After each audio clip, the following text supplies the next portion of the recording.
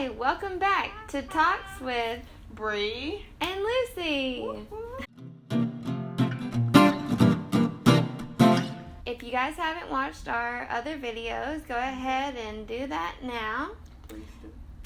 If you have watched our videos, don't forget to like and subscribe. Yeah. Today, our theme is There's no such thing as a life that's better than yours. Yes. She's got a song to sing. I'm not going to sing the song, but everybody knows J. Cole. You know it, so. That's what this episode's inspired by. Yes, I love J. Cole. Okay. So, we've kind of touched on in our last episodes that we came together despite having different paths. We had similar experiences that brought us to decide that we want to focus on mental health and helping other people live their best lives. So we're going to kind of talk about what makes us different and what makes us the same. Okay. So a lot of people believe that, if I had, this certain amount of money, or if I had this type of family, then I would have no problems. I would be happy, and everything would be perfect. That is not true. And when we was on our journey and finding, different strengths and goals and dreams about each other, we was able to come to the conclusion that no matter where you come from, what your background is, you are going to experience problems, referenced as, pain. Mm-hmm. So it's just a matter of, how we deal with it in different ways. So now we're going to discuss our personal backgrounds that led us to where we are today and why we want to help other people and how we think that our experiences can help other people. Okay. So I grew up in a middle class family. My parents own their own company. My mom also worked full time, so I was I dealt with a lot of abandonment stuff because they were gone so much, and when my mom was home, she was also helping my dad with the business. So, despite having money and being fairly well off, I was left alone a lot, and I think also because of the money, my dad was always stressed out and thought that we would lose all the money that we had, so he turned to drinking, which also was a big problem in our family because he didn't treat everyone very nicely, to put it very gently. Okay.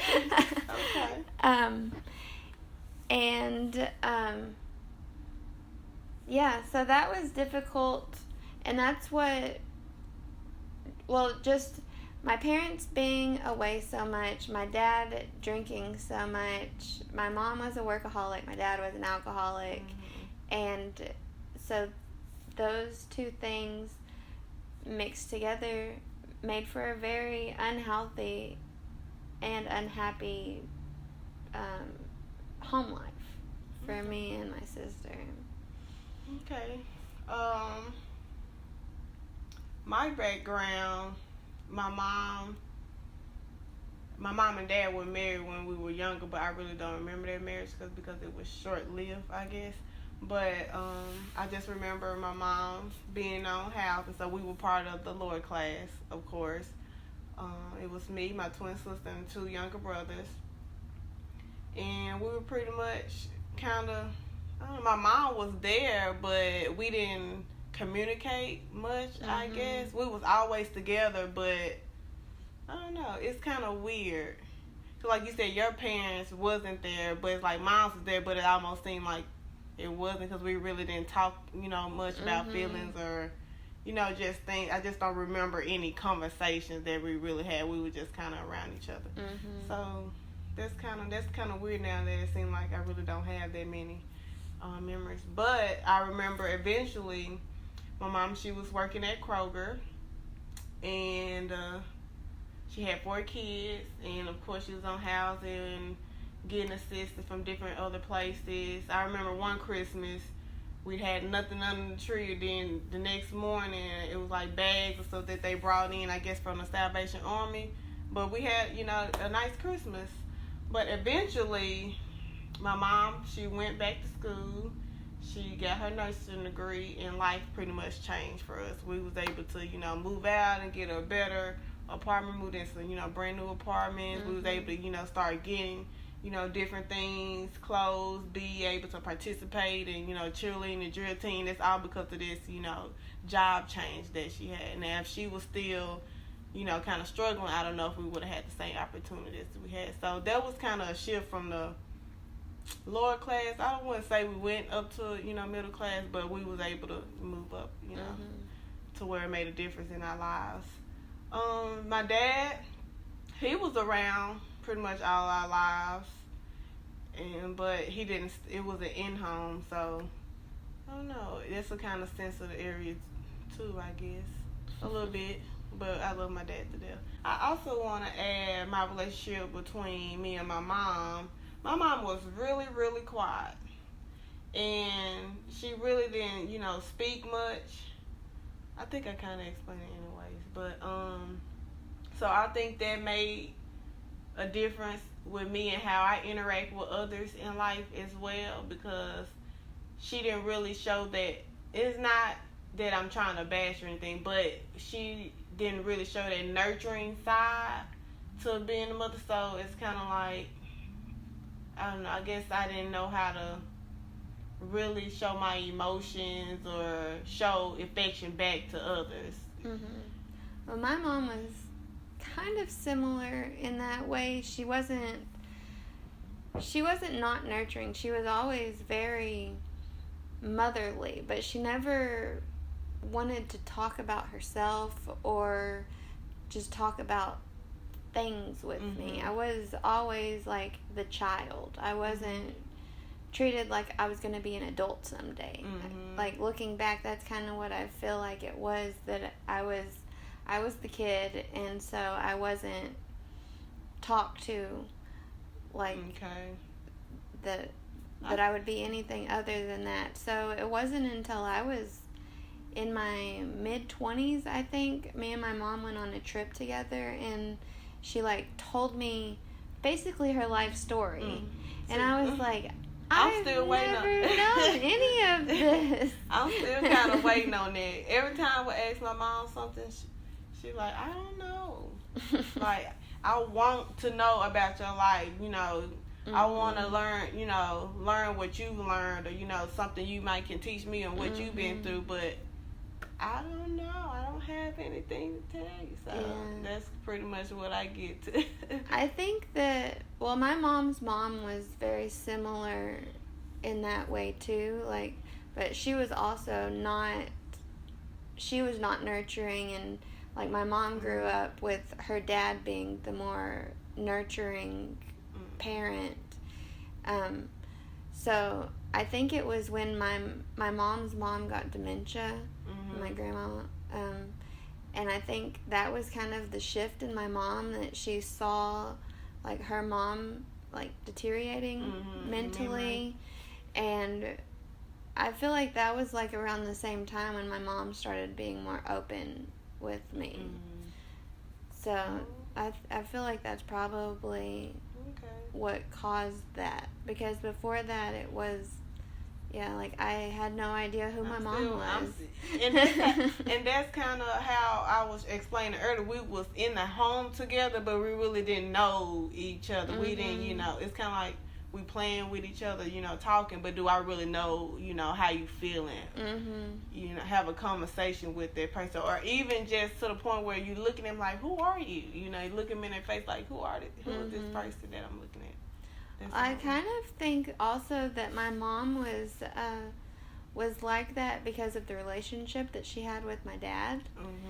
Because, well, they're divorced now, but while I was living with them, she was, I think, living a lie to herself, because she eventually realized that was an unhealthy relationship.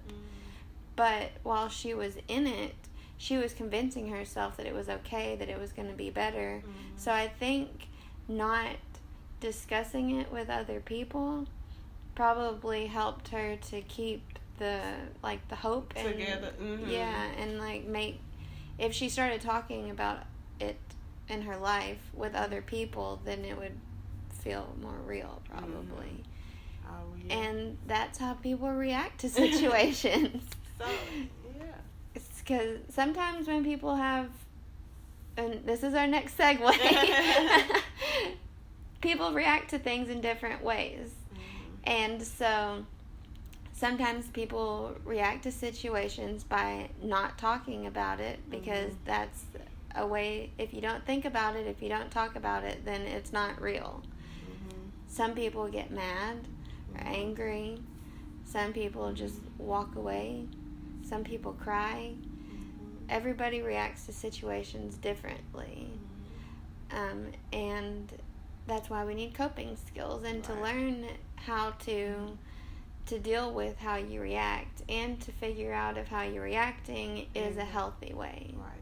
And some of those things you was kind of explaining is called defense mechanisms. So whether you're suppressing it or you projecting it, on others, or something that's, less, what's the word I'm looking for?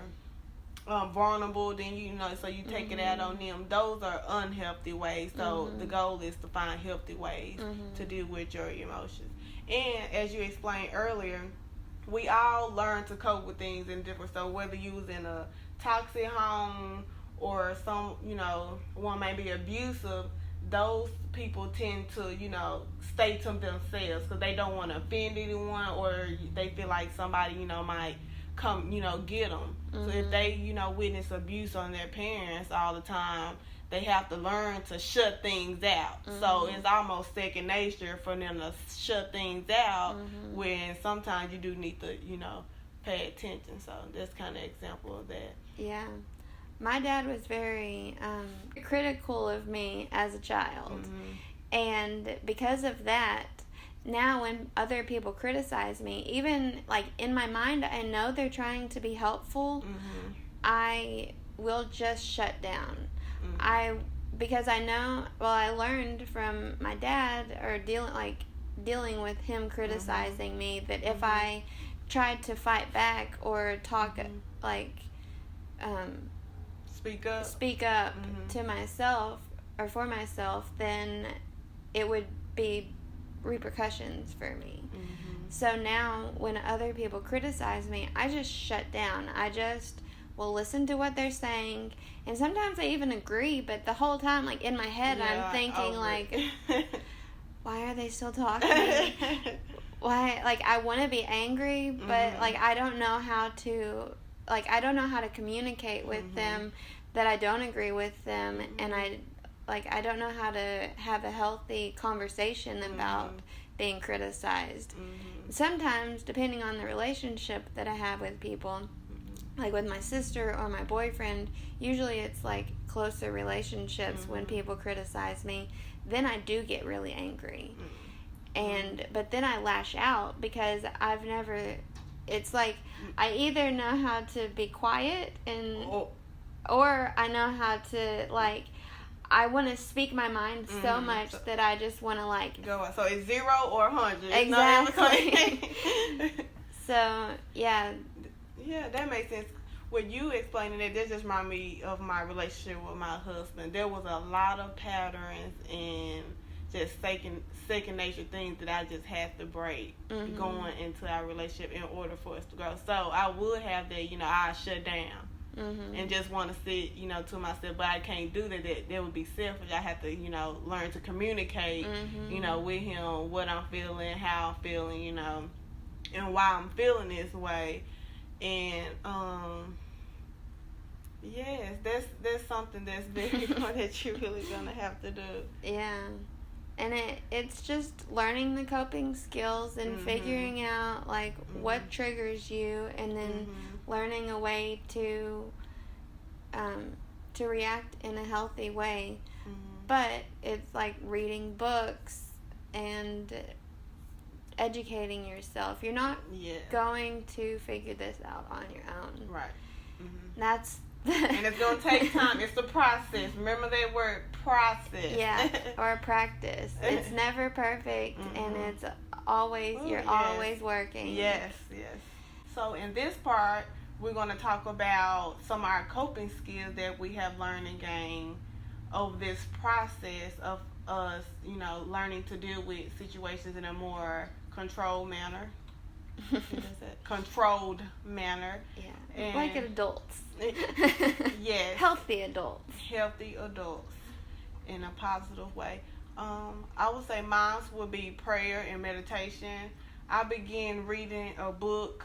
Her name was Joyce Meyer. I don't know if you guys know her, but it was about getting your mind right. We have to start with the mind. If the mind is not right, we can't begin the process of, this new, profound, wisdom and knowledge and peace, love and happiness. So I had to get my mind right. So I started reading her books and other inspirational movies, anything I could read to help feed my mind. I began going to church, and those things really helped me gain my self-esteem and motivated me to, do things right.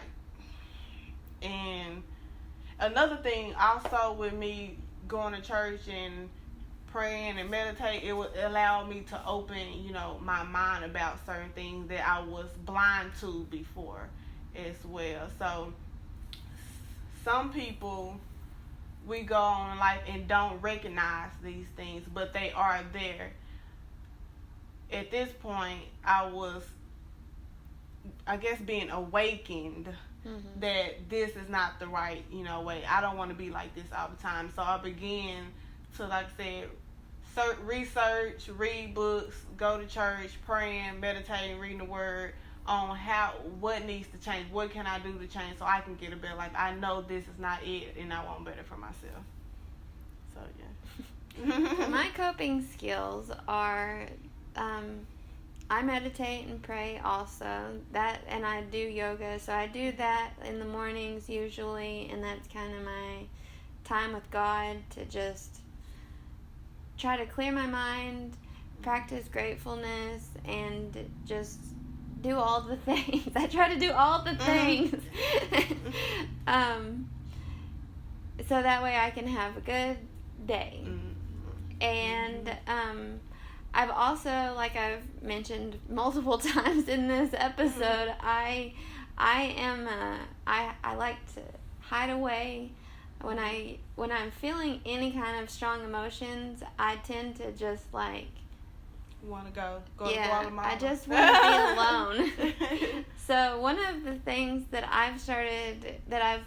I've learned recently is that getting out and doing things, even because I work at home, going to a coffee shop and working instead of working here at home, or trying to get friends together to do some kind of outing, just doing something social to make me feel connected to other people. So because it's like a process, not a process, I don't know, a loop. Something will happen. I will want to be alone.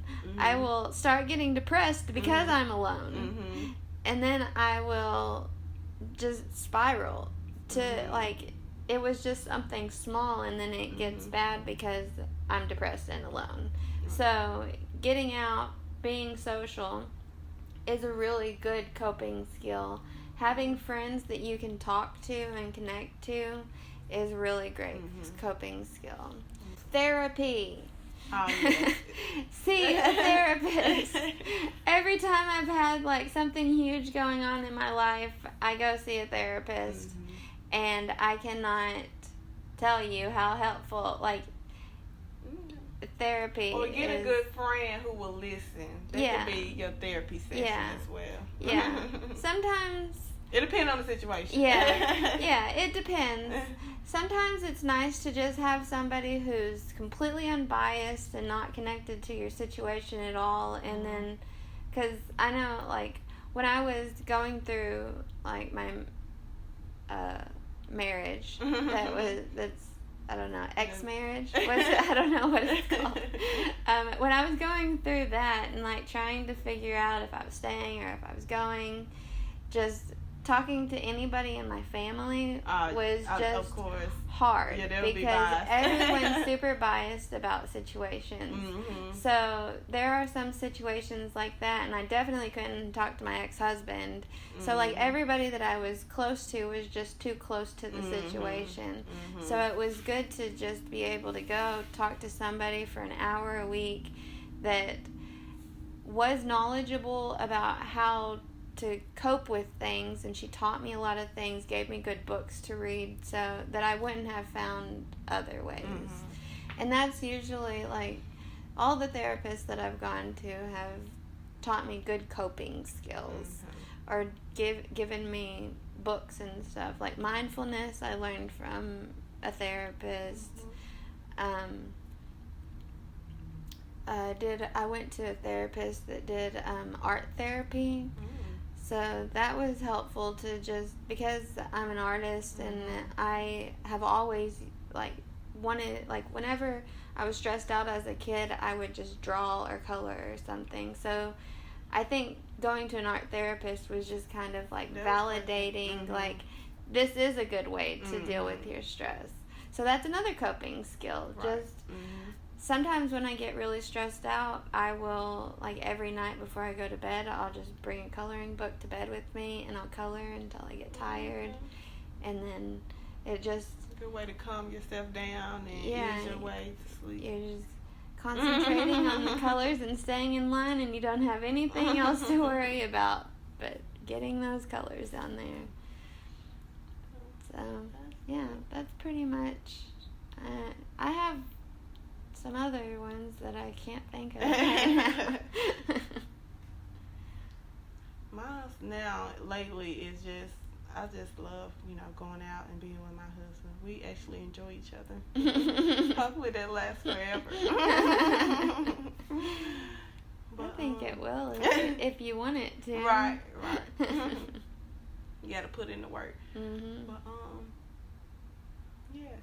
So, the point of this video, go back to, it's no such thing as life that's better than yours. We're all going to go through things. We experience pain just in different ways. The goal is to not suppress the pain. Right. And that whether it's drugs, just, isolating yourself, whatever it is, just, we want to encourage you to face it, deal with it, so you can just cope with life in a more effective way. Don't hold on to it. Yes. Let it go. If you know, let it go. If you see that it's not working for you, if it's hurting you or hurting others around you, that lets you know that something needs to change, and it's okay to change, especially for the better. Even though you say, "Oh, I've been this way all my life," but has it been effective? Is it, positive, or is it negative? If it's negative, then that means you might need to, change something.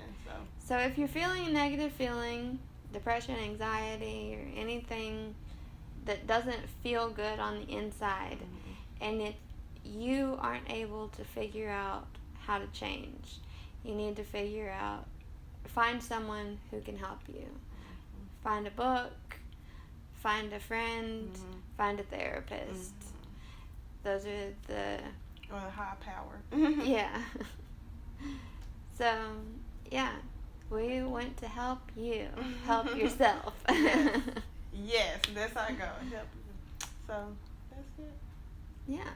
So, something that would be helpful is Carolyn Leaf's book, Switch on Your Brain. You can watch our overview there. Or, we also have the, our brain detox we did with the book, so you can watch that as well. And soon we're going to be doing Brene Brown's book, The Gifts of Imperfection, where she explains that we're all imperfect, but it's okay, and then gives you guideposts of how to deal with it. Okay. Deal with it. Yep. And Okay. so like and subscribe if you like this video. Thumbs up. Yes. And thanks for watching. Thank you for watching. Woo. Bye. See you guys later.